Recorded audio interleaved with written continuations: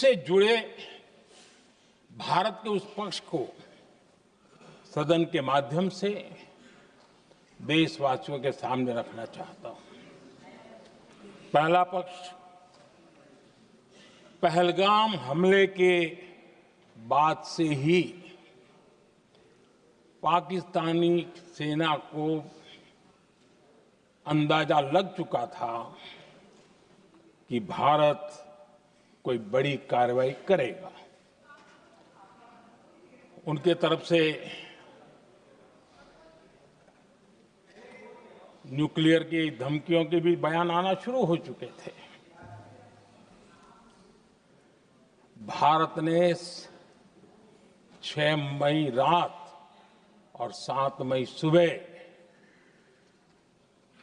जैसा तय किया था वैसी कार्रवाई की और पाकिस्तान कुछ नहीं कर पाया। 22 मिनट में 22 अप्रैल का बदला निर्धारित लक्ष्य के साथ हमारी सेना ने ले लिया। दूसरा पक्ष, आदरणीय अध्यक्ष जी, पाकिस्तान के साथ हमारी लड़ाई तो कई बार हुई है, लेकिन ये पहली ऐसी भारत की रणनीति बनी कि जिसमें पहले जहां कभी नहीं गए थे वहां हम पहुंचे। पाकिस्तान के कोने कोने में आतंकी अड्डों को धुआं धुआं कर दिया गया।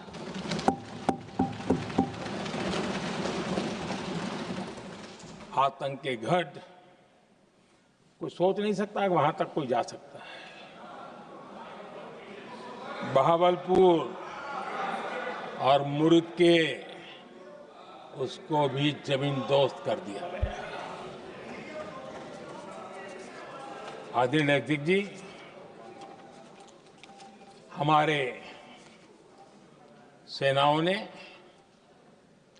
आतंकी अड्डों को तबाह कर दिया। तीसरा पक्ष, पाकिस्तान की न्यूक्लियर धमकी को हमने झूठा साबित कर दिया।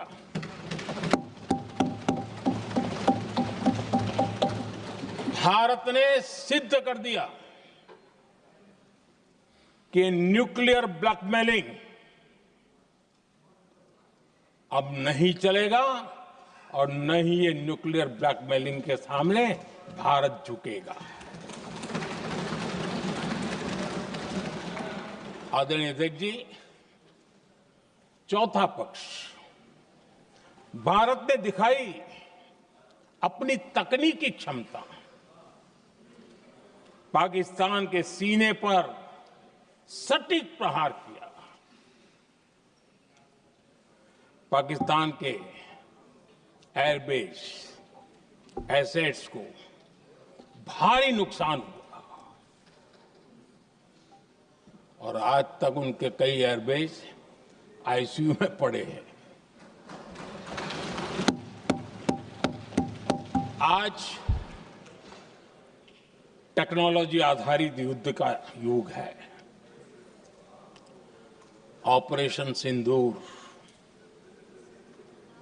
इस महारत में भी सफल सिद्ध हुआ है।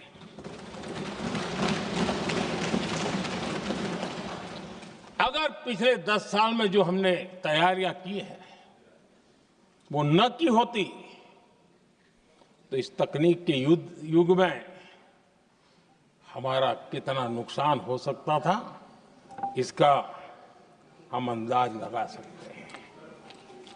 पांचवा पक्ष,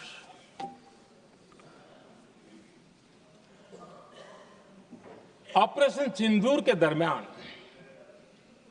पहली बार हुआ जब आत्मनिर्भर भारत की ताकत को दुनिया ने पहचाना।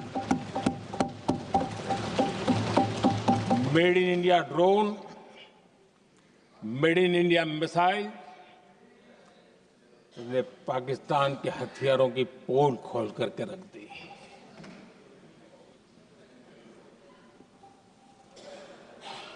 आदरणीय अध्यक्ष जी, और भी एक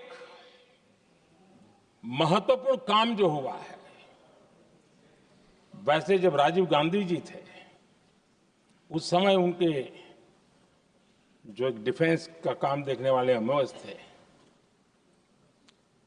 उन्होंने जब मैंने सीडीएस की घोषणा की तो वो बहुत प्रसन्न होकर के मुझे मिलने आए थे और बहुत बहुत प्रसन्न थे वो। इस समय ऑपरेशन में नेवी, आर्मी, एयरफोर्स, तीनों सेनाओं का जॉइंट एक्शन, इसके बीच की सिनर्जी, इसने पाकिस्तान के छक्के छुड़ा दिए।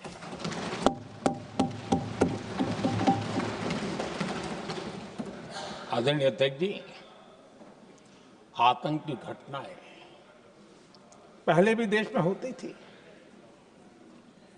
लेकिन पहले आतंकवादियों के मास्टरमाइंड निश्चिंत होते थे और वो आगे की तैयारी में लगे रहते थे, उनको पता था कुछ नहीं होगा। लेकिन अब स्थिति बदल गई है। अब हमले के बाद मास्टरमाइंड को नींद नहीं आती। उनको पता है कि भारत आएगा और मार के जाएगा।